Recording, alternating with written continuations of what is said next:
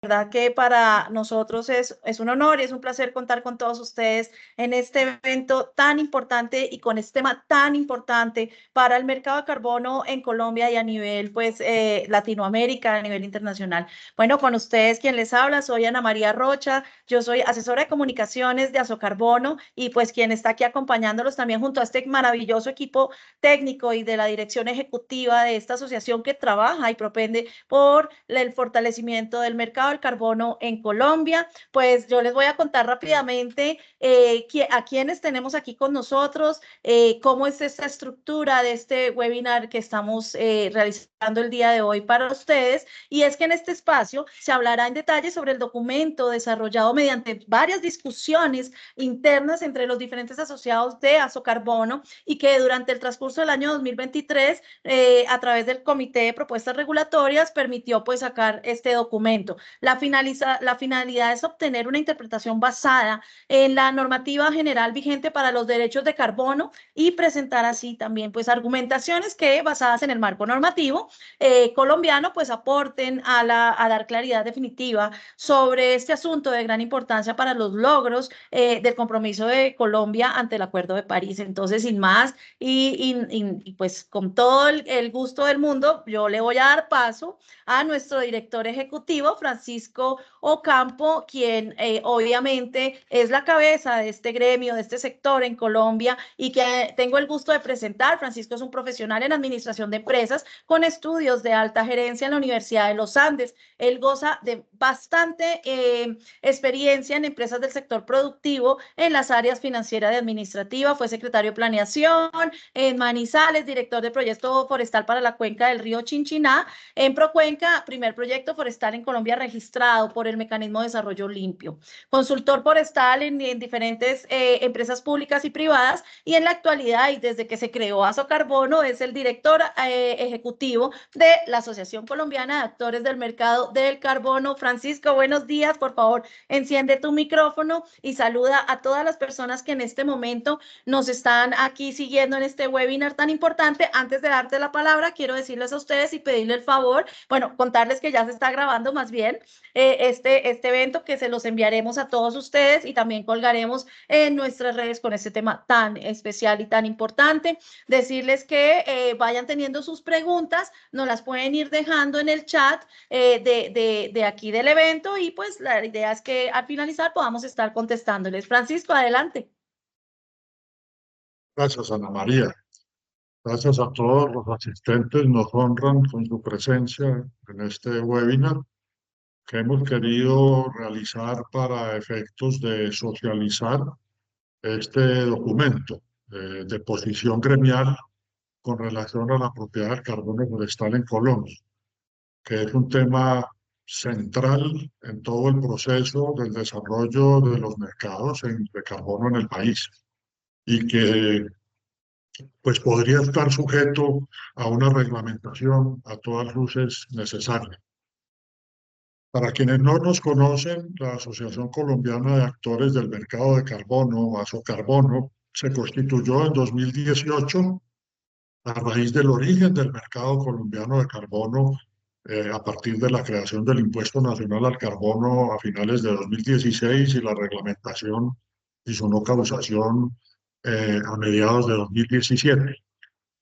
La asociación acoge a actores de toda la cadena de valor del mercado, inversionistas, comunidades, desarrolladores, estándares, organismos de validación y verificación, empresas compradoras de certificados o por el pago o por la no causación del impuesto o por el proceso de carbono neutralidad, brokers, en fin, toda la cadena de valor del mercado. Contamos con 70 asociados y desarrollamos nuestras actividades a partir de los comités temáticos y los grupos de trabajo que discuten y construyen las posiciones gremiales de la asociación.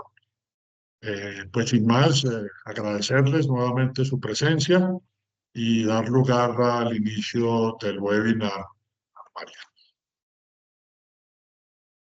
Así es, Francisco, muchísimas gracias a ti. Bueno, pues contarles a todos ustedes que aquí en nuestro equipo de trabajo y quienes también estarán en nuestro webinar sobre concepto jurídico sobre propiedad del carbono en Colombia, se encuentra David Felipe Quevedo. Yo le voy a dar la palabra para que él pueda también saludar. Él va a estar con nosotros y posterior presento a nuestra moderadora, quien va a estar conversando con Francisco y con David. David, adelante, ¿qué quieres decirles a todos antes de iniciar? Bueno, no, Ana María, muchísimas gracias. Primero que todo, muy buenos días para todos. Este es, digamos, el resultado de un trabajo que hemos venido haciendo desde la asociación en un grupo de varias personas desde un tiempo atrás y como menciona Francisco, es un trabajo que creemos bastante necesario para regular la necesidad y la actualidad de nuestro mercado del carbono. Entonces estaré acá hoy haciendo la presentación y exposición de lo que ha sido este trabajo. Muchas gracias y buen día para todos. Así es, David, pues muchas gracias. Y bueno, antes de darle paso a Carolina, voy a contarles un poquito sobre David. Él es nuestro asesor jurídico de Azocarbono, él es abogado, máster en Derecho Comercial y Empresarial, especialista en Derecho Comercial y Arbitraje Internacional. David es consultor independiente, experto en el mercado nacional e internacional del carbono. Entonces, pues David, muchísimas gracias por estar aquí con nosotros. Y ahora voy a presentar a quien va a ser nuestra moderadora en este webinar. Es Carolina Grillo. Carolina es nuestra coordinadora técnica de Azocarbono, es ingeniera ambiental, especialista en recursos hídricos y candidata a magíster en gerencia y práctica del desarrollo de la Universidad de los Andes. Carolina, como ya les dije, es nuestra coordinadora técnica de Azocarbono que cuenta con amplia experiencia en acción climática y sostenibilidad en el sector privado. Carolina, qué placer tenerte aquí con nosotros. Pues nuestra cabeza técnica y una de las personas que también, al igual que Francisco y todos los que estamos aquí, conocen mucho del tema del mercado del carbono en nuestro país. Te suelto este webinar, el auditorio es tuyo y no se olviden todos ustedes, las preguntas que tengan nos las van alojando en el chat para nosotros poder ir recogiéndolas y contestarlas. Muchísimas gracias, Caro. Adelante. Muy bien, muchas gracias Ana María. Un saludo a todos y todas asistentes a este webinar sobre propiedad del carbono forestal. Lady, ya puedes compartir la presentación, por favor. El concepto jurídico de propiedad del carbono forestal involucra o nació, puedes poner la siguiente, por favor. Nació a partir de unas preguntas motivadoras y unas preguntas motivadoras que nacieron justamente de todos los o aspectos que tienen que ver con el sector AFOLU y del mercado del carbono para los sectores de forestación, reforestación y sector RED+, ya que se aprovechan directamente de los servicios ecosistémicos que tienen que ver con los bosques. En este caso, conservar el stock de carbono de los bosques y también la captura de carbono. Como algunos de ustedes saben, los proyectos RED+ justamente permiten que se mantengan estos servicios ecosistémicos a través de mejores prácticas en el uso y aprovechamiento de los bosques. Y el sector reforestación, pues tiene que ver con el aprovechamiento productivo y de conservación de los bosques. Por lo tanto, durante las discusiones en nuestros comités temáticos, particularmente del de propuestas regulatorias, nacieron estas 4 preguntas motivadoras. Primero, ¿cuál es esa naturaleza jurídica de los certificados de carbono y cómo se define su titularidad en Colombia? ¿Quiénes tienen derecho a negociar esos certificados de carbono? Y a partir también de la definición de esa titularidad, ¿qué tipos de tenencia del carbono pueden derivarse de la tenencia de la tierra en Colombia, teniendo en cuenta predios privados, territorios colectivos de comunidades étnicas, parques nacionales naturales y baldíos de la nación?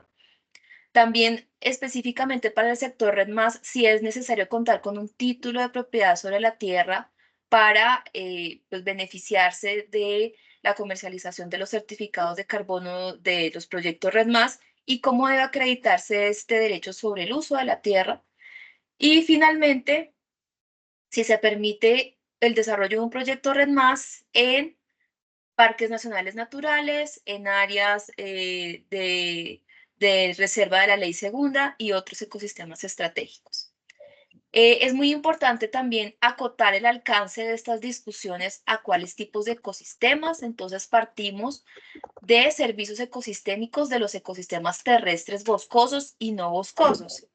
¿Cuáles se incluyen aquí? Las plantaciones forestales con fines productivos y con fines de conservación, bosques naturales, secundarios, praderas naturales, Claro, arbustales. perdóname, te voy a interrumpir un segundo porque yo no sé, quiero preguntarle a nuestra audiencia, yo no estoy viendo la presentación, quiero preguntarles a ustedes si ustedes la están viendo, Ana no María, me sí se sale. ve, sí se puede ver. Ok, Sí, sí se está perfecto. viendo. Gracias, ok.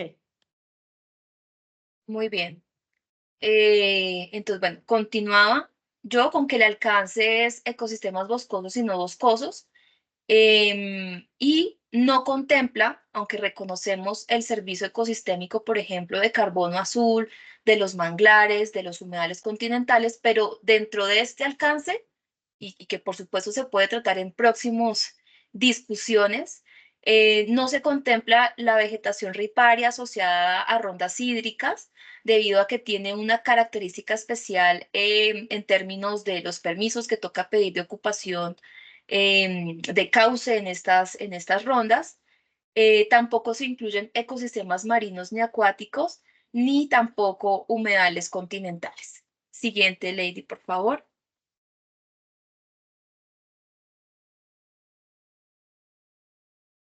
Porque también nos mueve estas discusiones, y es que alrededor de la propiedad del carbono forestal, pues que atañe directamente a los proyectos RED+, pues se encuentran aspectos como la tenencia de la tierra, las estructuras de gobernanza de las comunidades, sobre todo en el caso de los territorios colectivos, y otros temas relacionados con la compatibilidad de acciones propuestas con instrumentos de planificación ambiental y territorial, básicamente aspectos que tienen que ver con planes de manejo de áreas protegidas.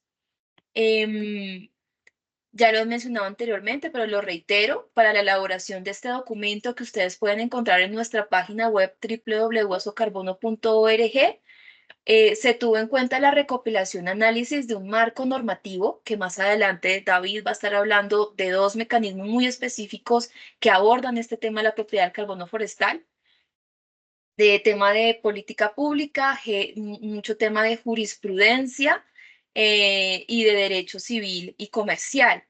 Em, También se realizó un conversatorio jurídico. Una primera versión de este documento se realizó en el marco de una consultoría ejecutada por la corporación Ecoversa. Ellos sentaron unas bases para la discusión que luego fueron abordadas en un conversatorio jurídico con nuestros asociados, y posteriormente se conformó un grupo de trabajo focal que tuvo 6 sesiones durante el año 2023 para discutir las conclusiones de este documento. A lo largo del año pasado, tuvimos la oportunidad de recoger aportes desde distintos sectores del mercado, nuestros asociados como desarrolladores de proyectos, organismos de verificación y validación, sujetos pasivos del impuesto al carbono, industria y programas de certificación, así como cooperación internacional, para darle forma a este documento que también representa justamente una hoja de posición o un consenso. Finalmente, este documento tiene pues la finalidad de obtener una interpretación basada en la normatividad vigente para los derechos del carbono, en el sentido en que no hay una reglamentación específica que despeje estos interrogantes jurídicos y que presente pues argumentos. Por eso desde este documento, desde estas discusiones, pues hemos generado una propuesta, unos análisis que pueda aproximar al tema y a aquellos vacíos existentes en la normatividad colombiana, que sin duda ameritan un desarrollo normativo integral. Entonces, este es nuestro aporte a la discusión.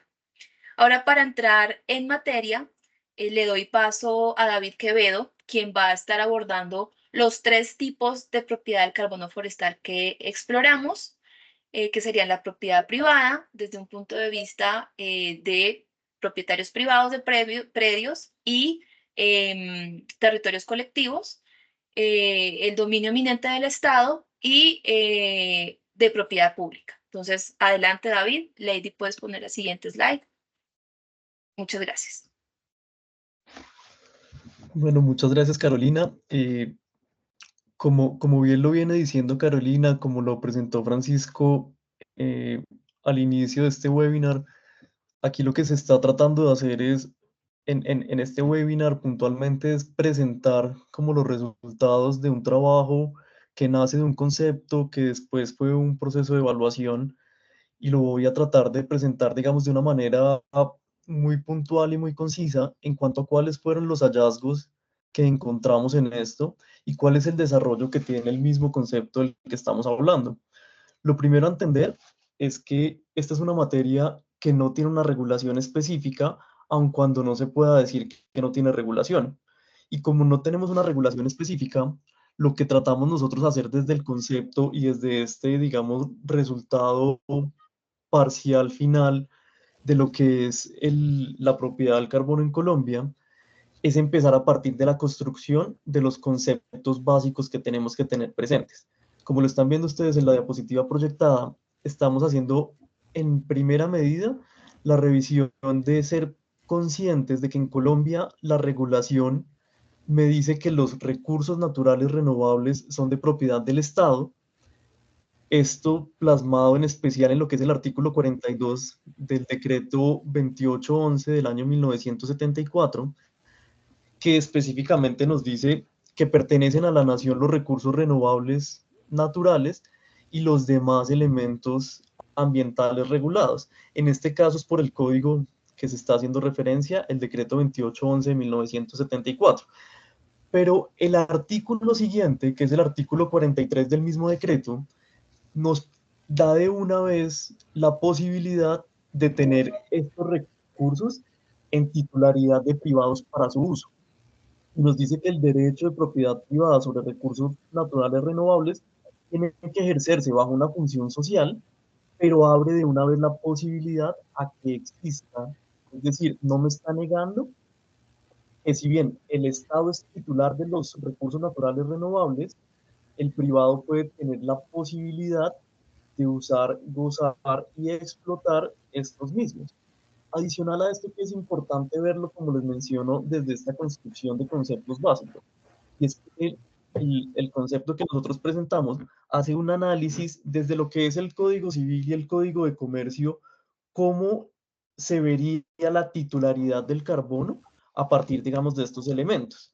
Y ahí es necesario entrar a ver artículos como, por ejemplo, el artículo 657 del Código Civil, que nos habla sobre literalmente lo que son las plantas como inmuebles, el tema de hacia dónde van, de quién son titulares, y esto el concepto hace una introducción de lo que se considera o lo que le enseñan a uno en primeros semestres de derecho, que son los tipos o los modos, perdón, de adquirir el dominio, y se habla de la accesión como un modo de adquirir el dominio y que los bienes resultantes de este servicio ecosistémico que prestan, en este caso lo que estamos viendo en el concepto de las plantas, es un resultado que por accesión sería del titular del proyecto o del predio. Entonces, en esta primera instancia, el concepto hace un recuento y la conclusión a la que se plantea como tesis es que no hay una negación por parte de que el Estado puede ser titular de los recursos, pero a la vez el privado podría explotarlos. Lady, si quieres avancemos a la siguiente, por favor. Acá hay un punto que es bien importante y es que cuando estamos hablando del mercado nacional al carbono y del mercado al carbono en general, hay diferentes tipos de proyectos de donde puede venir esa compensación o esa mitigación. Y hay unos que son muy importantes, en especial para el caso colombiano, que son todos estos proyectos que vienen de titularidades colectivas. Hacemos referencia puntualmente a lo que son los proyectos Red+. En el caso colombiano son, digamos que partícipes casi del 80% de los certificados emitidos que vienen de territorios colectivos y que vienen de comunidades étnicas. ¿Y por qué se hace una, digamos, una revisión especial de esto en el concepto? Y es precisamente porque se necesita entender que si bien de nuevo se reconoce la titularidad del Estado sobre los recursos renovables naturales, existe también una línea jurisprudencial que ha trazado que para el caso de los territorios colectivos hay un derecho de propiedad colectiva reconocido. Ahí está, como ustedes lo pueden ver, digamos, el desarrollo jurisprudencial de lo que consideraríamos las sentencias más importantes y más relevantes. La sentencia cito, empezando por la sentencia T-188 del año 1993, que reconoce primero el derecho a la propiedad colectiva y además hace un análisis especial sobre la importancia que tienen los territorios, en este caso es una sentencia asociada a comunidades indígenas, los territorios indígenas para su cultura y para el valor espiritual de este pueblo. Esta misma línea jurisprudencial la toma de años siguientes la sentencia SU 510 del año 98, es decir, una sentencia de unificación, donde primero vuelve a recalcar la importancia de los derechos de la propiedad colectiva, donde habla de la autonomía que tienen los pueblos indígenas para esto y además introduce el concepto de la propiedad colectiva de las comunidades indígenas sobre los resguardos y los territorios. Esto es un tema que es un carácter fundamental para la construcción de este concepto, porque es poder entender que hay un reconocimiento de la titularidad del territorio, en este caso sobre territorios colectivos. Vienen dos, digamos que, hitos importantes en esta línea jurisprudencial. Uno, que es un caso que es famoso, que es el caso del pueblo Saramaca versus Surinam, que es de la Corte Interamericana de Derechos Humanos, donde recalca lo que previamente nos habían dicho, digamos que estas jurisprudencias nacionales, y se puede evidenciar que no solo es una posición del caso colombiano, como nos lo da la sentencia de unificación 510, sino que también es un desarrollo que tiene ya un reconocimiento internacional. Y por último, enunciamos lo que es el decreto 1384 del año 2023, digamos algo que está bastante reciente, y es esa reglamentación de lo que es la Ley 70 de 1993 en temas de tierras. Entonces, para respaldar lo que previamente se ha dicho de la posibilidad de tener titularidad privada sobre el tema de los territorios, y en este caso territorios que producen certificados de carbono, se hace un desarrollo de línea jurisprudencial en el concepto que nos respalda esa tesis de poder entender por qué sí podemos hablar de titularidad de privados del carbono. Avancemos a la siguiente, Lady, por favor. Aquí viene un concepto que lo mencionaba Carolina en su introducción, que es bien importante tanto para el concepto como para la presentación que hacemos hoy el día de hoy, y es un concepto reconocido como el dominio eminente del Estado. Esto viene derivado de la sentencia C-126 del año 98, que es, digamos, la definición que plantean es que hay un dominio eminente, no solo de carácter económico que tiene el Estado sobre los recursos naturales renovables, sino como un derecho de propiedad que tiene por parte del Estado, es dueña del territorio, pero el privado es quien tiene la posibilidad de hacer esa explotación. Y ahí viene, digamos, la balanza, que es lo que es una de las conclusiones principales de este concepto, que es diferenciar lo que es un bien, es decir, sobre lo que es titular el Estado, es propietario, perdón, el Estado, y lo que es un servicio ecosistémico reconocido tanto desde la jurisprudencia como el desarrollo mismo que ha tenido en Colombia.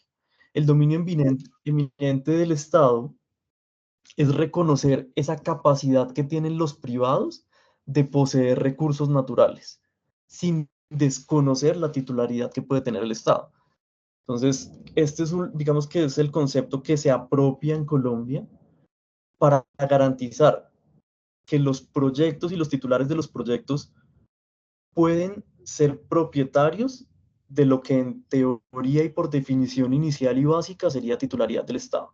Y que además demuestra que no hay una limitación a reconocer la titularidad del Estado, pero con la posibilidad de explotación en proyectos por parte de privados y particulares.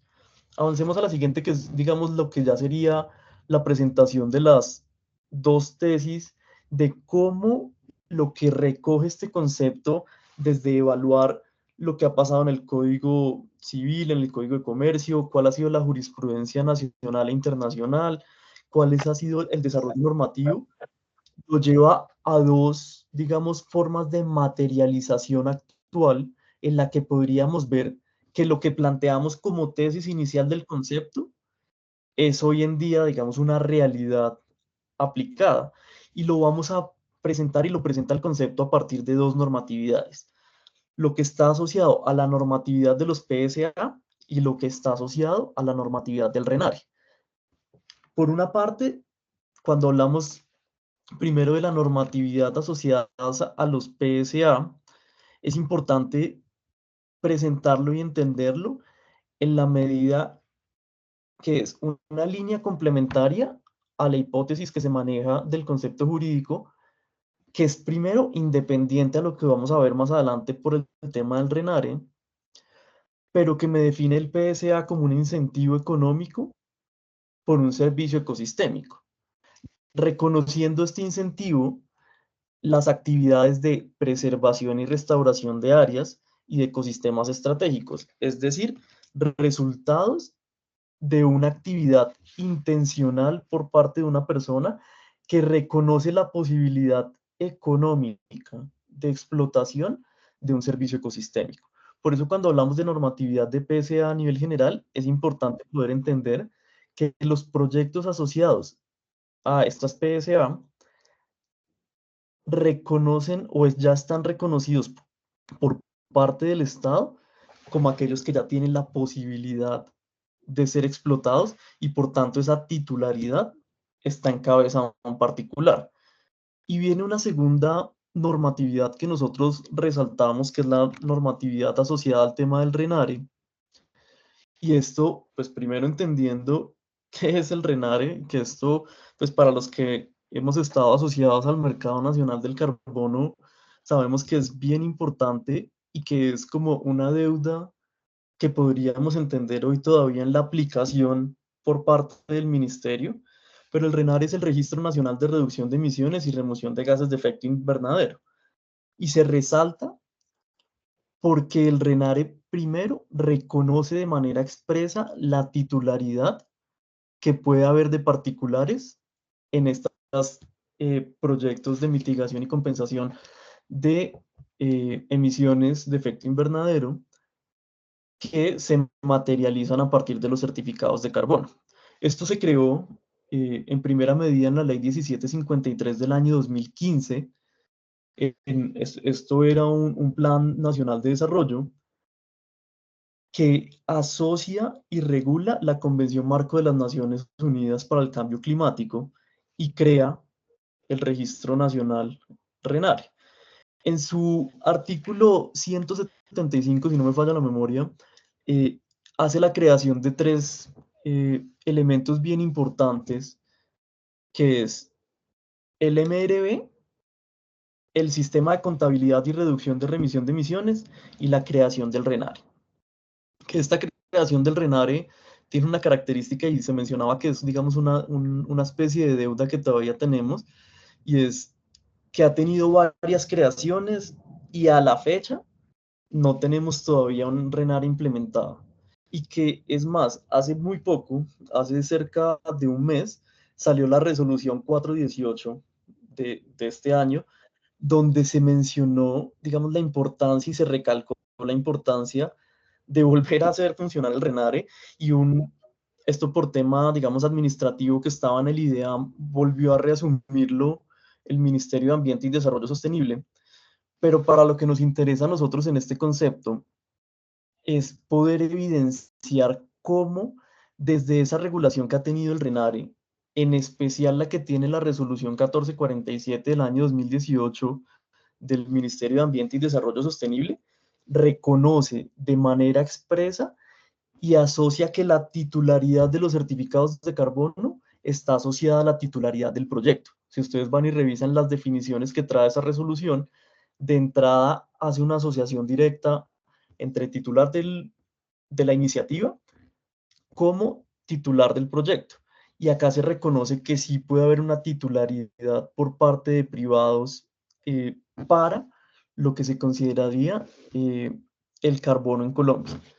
Aquí, y a manera, digamos, de conclusión, importante presentar que lo que hace este concepto es recoger todo el análisis normativo normativo y jurisprudencial que tiene la propiedad del carbono en Colombia para llegar a estas dos presentaciones de tipos de normatividad que ya están vigentes, no solo que quisiéramos que tuviera una regulación más expresa y más identificada, sino que ya está tanto la normatividad asociada a la 1447 como la normatividad de los PSA que permiten hoy en día garantizar y dar una tesis de que el carbono en Colombia sí puede ser propiedad de particulares. Listo, vamos con la siguiente. En este momento quiero dar paso a Francisco para que presentemos lo que son las conclusiones asociadas a las preguntas iniciales que regularon y que orientaron este concepto. Muy bien. Gracias, David, por esa explicación tan detallada de estos tipos estos posibles 3 tipos de propiedad del carbono forestal y cómo se materializa en 2 mecanismos normativos, que sería por un lado el PSA y por el otro lado las iniciativas de mitigación de gases de efecto invernadero en el marco del mercado voluntario nacional. Muy bien. Francisco, nuestro director ejecutivo, va a dar cierre a este concepto jurídico y responderá las preguntas que motivaron inicialmente el debate y, como les mencioné anteriormente, corresponden a un consenso que se logró en el grupo focal que trabajó durante el año pasado, conformado por nuestros asociados. Adelante, Francisco. Gracias, Caro. Antes de pasar propiamente a responder las preguntas, quiero introducir un asunto que me parece supremamente relevante y me parece que es la principal conclusión de todo esto, y es que de manera urgente se requiere una regulación del servicio ecosistémico de la reducción de gases de efecto invernadero en el sector forestal, que defina reglas del juego para los actores de los proyectos que participan en la estructuración, en la gestión, en la financiación, en la implementación, y que generen una definitiva seguridad jurídica al respecto, porque nos estamos moviendo en función de interpretaciones. Y requerimos esa norma a partir precisamente del dominio eminente del Estado, que hace que él sea quien emita estas regulaciones y oriente finalmente los aspectos claves de la participación y la manera en que los actores hacen parte de estos procesos. Este concepto, digamos, esta regulación debería concentrarse en un cuerpo normativo único, que no dé lugar a interpretaciones, que sea lo más claro y preciso y concreto posible. Nosotros consideramos que desde este ejercicio podemos hacer un aporte muy importante en ese sentido, y que también consideramos que los pasos a seguir en función de esta construcción de una norma única se haga a través de la concertación, al menos de la discusión y de la posibilidad de generar aportes, propuestas desde diversos sectores que permitan eventualmente construir los mayores consensos posibles con relación a esta normativa. Y bueno, después de esta introducción, entonces vamos a responder las preguntas. Caro, por favor, la primera. Muy bien, Francisco. Bueno, Dale, Anita. Dale, Carito, si quieres hablar algo con Francisco y con David, mientras miramos qué nos ha llegado, recordarles a todos ustedes que podemos, en este momento nos quedan 20 minutos para entablar una conversación con ustedes sobre todas las dudas y los que tengan. Aquí ya tenemos unas y también tengo otras que me llegaron al WhatsApp de manera interna también de personas que están en este webinar. Caro, ¿quieres decir algo antes de empezar a hablar con el Sí. público? Sí, no hemos terminado. Ya finalizamos con estas preguntas hacia Francisco y ya pasamos a las preguntas del público. Muy bien, Bueno, Francisco. Francisco, entonces nos preguntan. No, pero espera, Anita. Sí, Espera un entonces yo segundito. te voy a leer la pregunta. No, Anita, espera un segundo. Primero vamos a responder las preguntas del documento y después sí damos lugar a las preguntas del público. Gracias. Claro. Ah, perfecto, perfecto. Perdón el desorden. Muy bien. Bueno, la primera pregunta que motivó este concepto jurídico tiene que ver justamente con cuál es la naturaleza jurídica de los certificados de carbono. O sea, cómo se pueden entender como un commodity, como un bien, como un activo, y cómo se define a raíz de eso la titularidad de los certificados de carbono en Colombia. Muy bien. Dos referentes. Uno, un concepto de la DIAN, el concepto 13505 del año 2017, que define el bono como un bien, o certificado de carbono como un bien intangible que representa un derecho a cambio de un precio. Ojo con esto, representan un derecho a cambio de un precio. En la resolución 1447, en su artículo tercero, se definen los depósitos de carbono. Esos depósitos que son donde se almacena son, en el caso forestal, la biomasa aérea, troncos, fustes, ramas, hojas, y la subterránea, las raíces y eventualmente el carbono almacenado en el suelo. Los detritos de madera muerta, el carbono en el suelo, como lo manifestaba, y los productos cosechados de madera. Los productos cosechados de madera continúan con el carbono. Entonces, esto nos permite decir que el carbono no es separable de la cosa productiva. Es un activo con un producto. Vendido genera un derecho de propiedad. Adicionalmente, el carbono se puede considerar un fruto pendiente. Es aquel que está adherido a la cosa que lo produce. Las plantas que producen o productos no se separan de ella. El CO2 no se separa del árbol y del producto forestal. Es un fruto pendiente. Con relación a la titularidad, la resolución 1447 nos refiere a tres actores, digamos así. El titular de la iniciativa, el titular de la propiedad de la tierra y los proponentes de la iniciativa.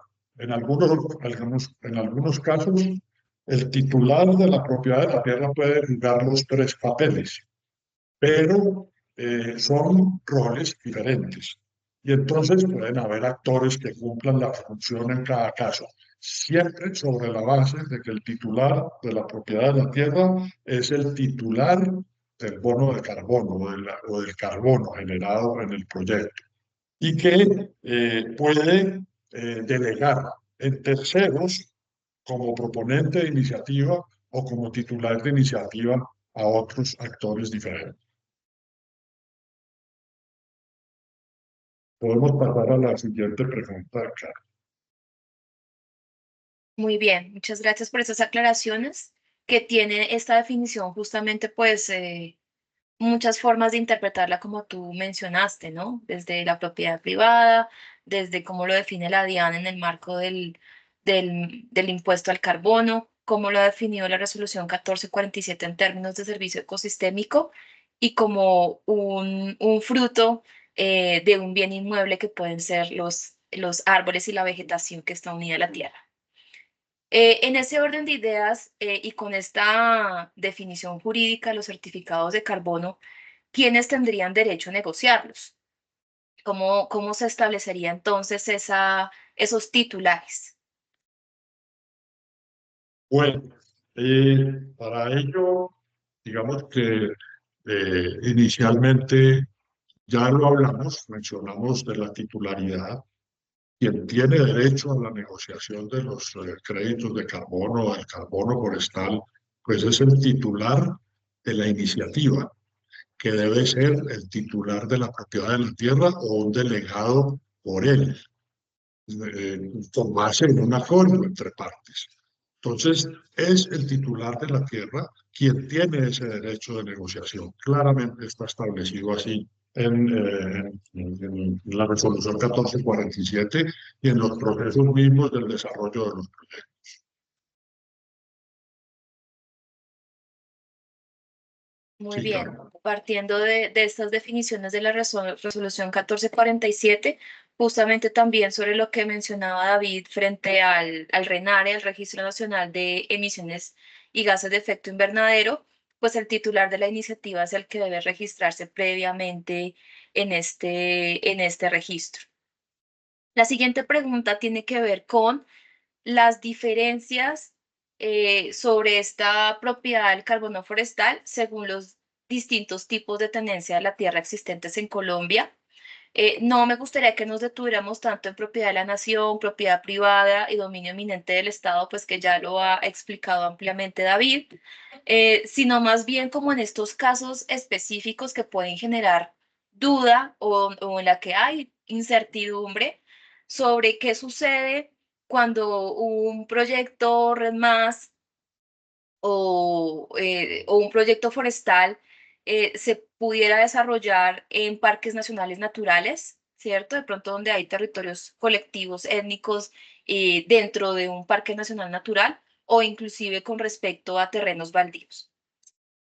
Sí, con base en todo lo que se ha presentado anteriormente, podemos llegar a la consideración sobre parques nacionales naturales. En este caso, tenemos, digamos que no hay una decisión ni una reglamentación específica nuevamente, y que hay una discusión sobre el asunto de la adicionalidad. ¿Hay adicionalidad en parques nacionales naturales? Se dice que no porque es obligatorio conservar. Sin embargo, en los parques nacionales naturales existen diferentes usos del suelo. Hay presión de deforestación, hay zonas de bosques y todas ellas son eh, posibles terrenos a generar proyectos que conserven carbono y o lo capturen mediante proyectos REDMAS o proyectos de cambios del suelo por reforestación, restauración.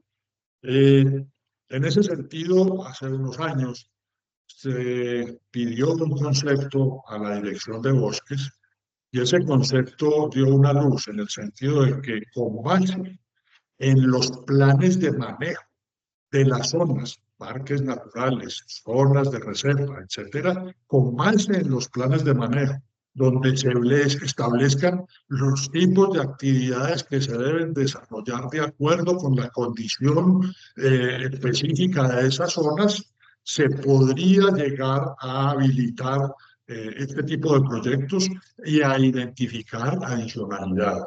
Incluso se planteó figura jurídica o figura, digamos, lo contractual en la posibilidad de incluir en esos planes de manejo que este tipo de actividades se desarrollen mediante alianzas público-privadas.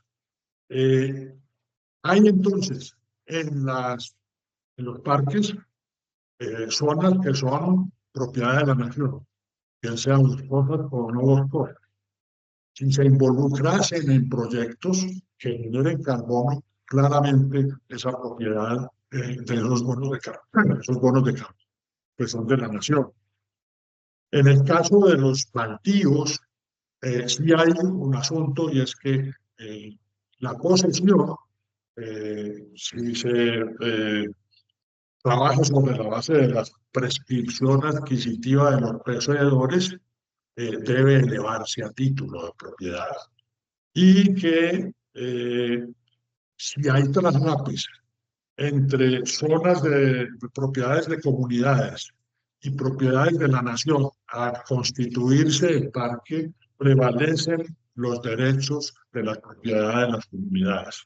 Esos serían como los elementos generales con relación a las posibilidades que pueda haber sobre parques nacionales naturales, en donde definitivamente también necesitamos decisiones y reglamentación. Muy bien. Pues, Justamente esto es una aproximación puesta a debate también. Por favor, danos la siguiente, Lady. Y las últimas dos preguntas tienen que ver con los proyectos Red Más específicamente, y si es necesario contar con un título de propiedad sobre la tierra para ser parte de un proyecto Red Más o titular de un proyecto Red Más, y cómo debe acreditarse este derecho a uso de la tierra. bueno, creo que lo respondimos. Sí, los estándares obligan a presentar a la titularidad de la tierra para efectos de contar con una garantía de sostenibilidad en el tiempo sobre el proyecto.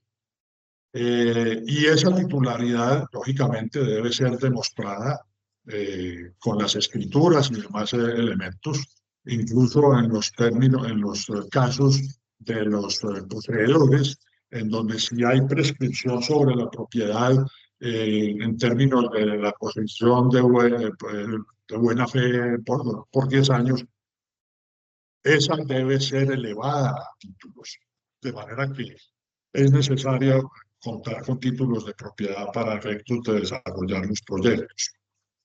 Y creo que hiciste la siguiente pregunta también de los proyectos red en parques nacionales. No, todavía Ok. no. Con respecto a esta anterior, importante también contar que los estándares o los programas de certificación pues son muy rigurosos con respecto a la titularidad de la tierra, y casi que este es como uno de los primeros requisitos, que se convierte casi que en un reto cuando son proyectos asociativos de gran cantidad o de cientos de pequeños y medianos propietarios de la tierra. Y la última pregunta es también un caso específico que ha generado bastante debate, y es si se permite el desarrollo de proyectos Red Más en parques nacionales naturales, áreas de reserva forestal de la Ley Segunda y otros ecosistemas estratégicos. Creo que lo respondimos también. Y es que con base en planes de manejo específicos sobre las zonas, es posible hacerlo. Y ya lo dicen los OBBs, se puede desarrollar proyectos Red Más en áreas de parques nacionales en casos específicos. Lógicamente no hay la normatividad, no hay, sí, no hay la regulación que lo haga. Son conceptos que han sido originados en diferentes consultas. Y en esta consulta que se hizo a la Dirección de Bosques, fue clarísimo el hecho de que se condiciona la posibilidad de desarrollar los proyectos a contar con planes de manejo que los habiliten. Y que también, como lo manifestamos anteriormente, si los resguardos están constituidos antes de la definición del Parque Nacional, evidentemente el derecho del resguardo prima allí.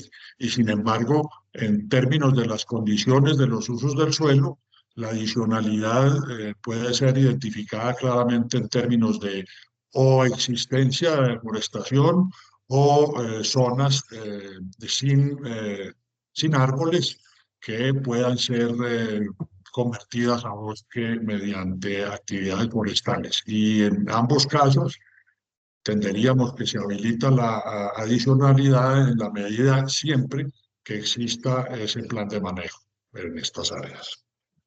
Muy bien, justamente complementando lo que tú mencionas, pues no hay una norma específica que nos diga qué sucede cuando los proyectos Red Más se traslapan con parques nacionales naturales o áreas de reserva de la Ley Segunda. Aquí normalmente los desarrolladores de proyectos o los titulares también remiten sus consultas a las autoridades ambientales de parques nacionales naturales, de tema de bosques, Y es como a discrecionalidad este concepto de estas dependencias que se definen las decisiones. En algunos casos, la Unidad Administrativa Especial de Parques Nacionales Naturales ha respondido que sí se puede realizar este proyecto en áreas traslapadas, em, adelantando pues todo el proceso de consentimiento previo, libre e informado con comunidades étnicas y siempre y cuando también los créditos de carbono sean propiedad de la comunidad indígena. Muy bien, hemos llegado pues al final de la presentación, tenemos varias preguntas. Te doy paso a ti, Anita, para pues empezar con esta interacción con el público. Bueno, gracias, Caro. Le pido el favor a David que encienda su cámara también, porque pues tenemos a Francisco, a Carolina, a David como nuestro equipo técnico jurídico y la dirección ejecutiva de Azocarbono. Gracias a todas ustedes, las personas que han estado durante esta hora con Azocarbono en este evento. Muy buena acogida, tema supremamente importante para el mercado del carbono en Colombia. Entonces, a continuación vamos a leer la pregunta que hace Paula Usme y dice, ¿desde Azocarbono tienen algún conocimiento de la propiedad del carbono cuando un privado accede al CIF? Entonces, creo que David, estábamos hablando internamente, ¿tú puedes contestar o Francisco? Adelante. Yo te respondo esa pregunta. Perfecto.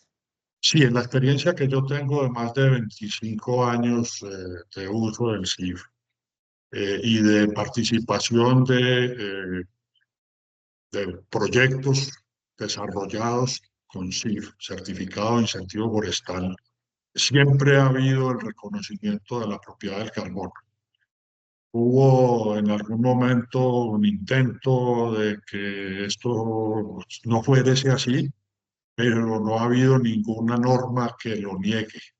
En tal caso, sí, siempre y cuando el certificado de incentivo forestal no intervenga, interfiera en la adicionalidad financiera del proyecto, pero es perfectamente demostrable y siempre yo tuve experiencia en el proyecto Procuenca con más de 150 propietarios que trabajaron con CIF y siempre se reconoció el derecho al carbono en esas áreas, en esas zonas que se desarrollaron con CIF.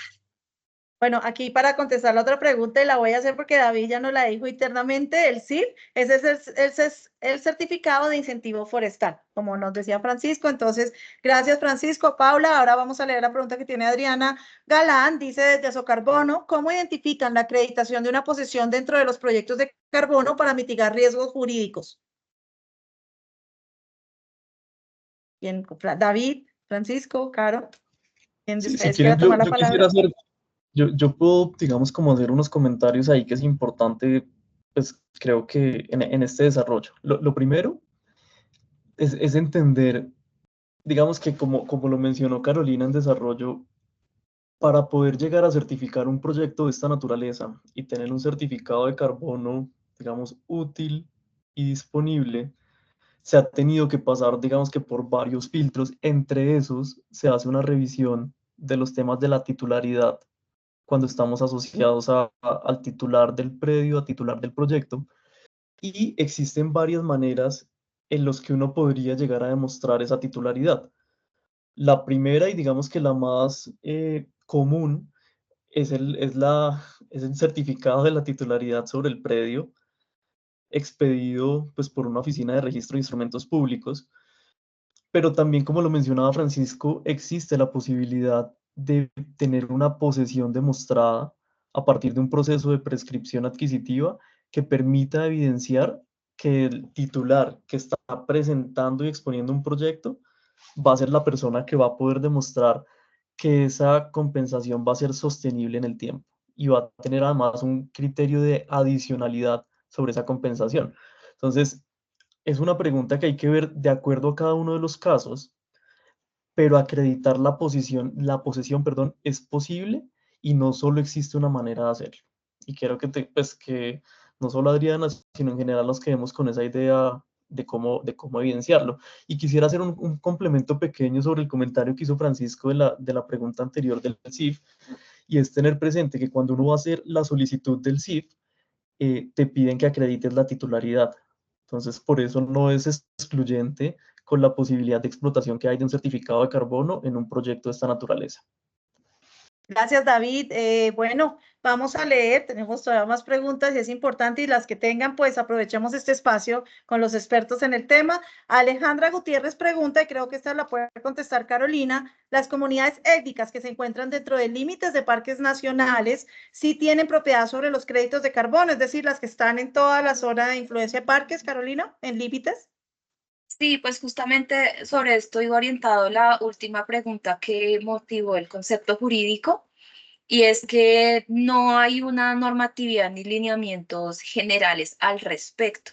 Como mencioné antes, titulares de proyectos Red Más que tienen algún tipo de traslape con parques nacionales naturales, lo que hacen es presentar esta consulta a esta entidad, y en algunos casos Parques les ha respondido que sí pueden realizar el proyecto en estas áreas traslapadas, siempre y cuando pues cumplan con todo el tema de titularidad del resguardo, titularidad de la tierra, y también sean titulares del proyecto y por lo tanto también dueños de los certificados de carbono, pues a nombre de la comunidad étnica. Pues no hay no hay nada general, no hay un lineamiento general, está a discrecionalidad por parte de la evaluación y la consulta a parques nacionales naturales. Así ha sido como se ha manejado, y sobre esto pues también el debate continúa y también es necesario que se genere esta normatividad que aborde este tipo de casos. Bueno, Caro, muchísimas gracias. Ahora vamos a contestar la de Juan Cardona Granda y él dice, si no está clara la propiedad del carbono en vegetación terrestre de las rondas hídricas por ser inalienables, entonces habría que excluir estas áreas de proyectos como Red Más. Es la primera. Y también dice, o inclusive en proyectos de reforestación, plantaciones protectoras o protectoras productoras que reforesten rondas hídricas, originalmente sin cobertura boscosa. Entonces, creo que Francisco nos puede contestar ahí. Eh, Siempre tenemos el asunto de la adicionalidad, ¿cierto? Son zonas de protección que si se encuentran sin vegetación, pudiesen ser incluidas, necesariamente contando con un concepto previo de la corporación e involucrarlo como una suerte de plan de parte de un plan de manejo, pero si está cambiando el uso del suelo a la vegetación, puede ser una forma eh, de incentivo, de motivación al propietario privado para que haga esa reforestación y se incluya dentro de las áreas que pueden generar los créditos de carbono. Pero estaría sujeta a consultas y al proceso de validación, ¿no? Lo mismo para el asunto de los proyectos de reforestación, igual, o en Red Más o en reforestación, porque un proyecto de Red Más puede tener un componente de restauración. Entonces, se tiene que tener presente estos elementos. Entonces, no hay una respuesta definitiva que de alguna manera hace más evidente la necesidad de la regulación que permita salir de estas incertidumbres y contar con una norma que tenga suficiente seguridad jurídica. Muchísimas gracias, Francisco. Vamos con nuestra última pregunta y la hace Jason de Permian, Colombia, y él dice, ¿cómo garantizar que el proceso de consulta previa, libre e informada sea efectivamente inclusivo y respete plenamente los derechos de las comunidades indígenas y afrocolombianas afectadas por los proyectos Red Más? Entonces le doy paso a David y a Carolina. Bueno, muchísimas gracias, Ana. Yo creo que esta pregunta que hace Jason me parece bien bonita porque recoge varias de las cosas que hemos revisado en la presentación del día de hoy. Y la voy a coger de abajo hacia arriba, y es primero, pues que hay un reconocimiento de que hay unos territorios colectivos que pueden hacer parte de estos proyectos.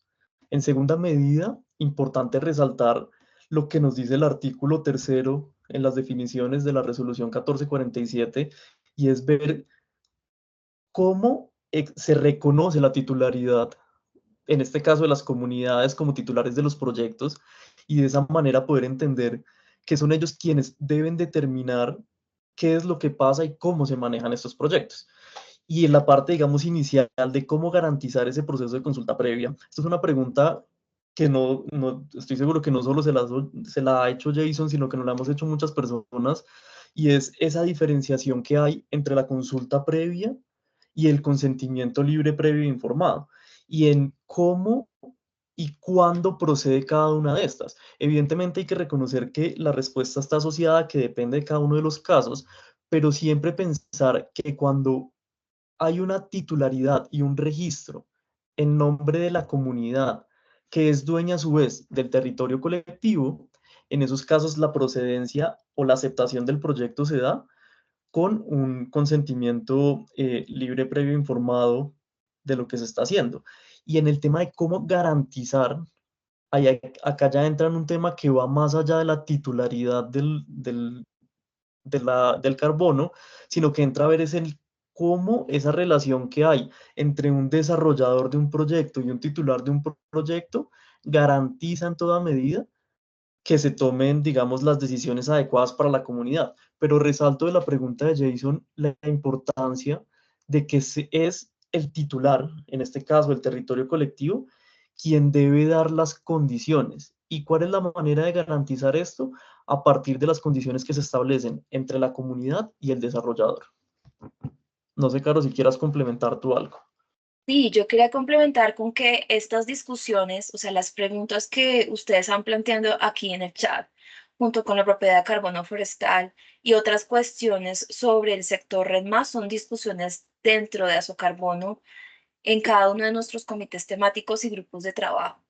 Agradecemos aquí la asistencia de varios de nuestros asociados que han participado activamente en la construcción de estos documentos, de estas hojas de posición.